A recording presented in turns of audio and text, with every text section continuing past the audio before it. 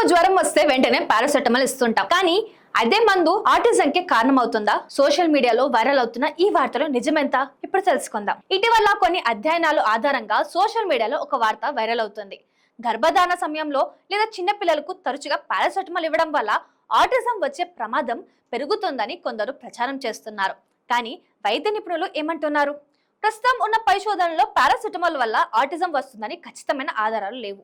కొన్ని అధ్యయనాల్లో సంబంధం కనిపించినా అది కారణమైన నిరూపించలేకపోయారు. అయితే ఒక్క విషయం మాత్రం నిజం, ఎలాంటి మందైనా అవసరం ఉన్నప్పుడే సరైన మోతాదులో డాక్టర్ సలహాతోనే వాడాలి. ముఖ్యంగా గర్భిణీలు స్వయంగా మందులు వేసుకోవడం మంచిది కాదు.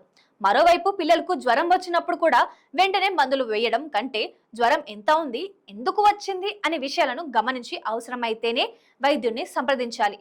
కాబట్టి సోషల్ మీడియాలో కనిపించే ప్రతి వార్తను నమ్మేకండి.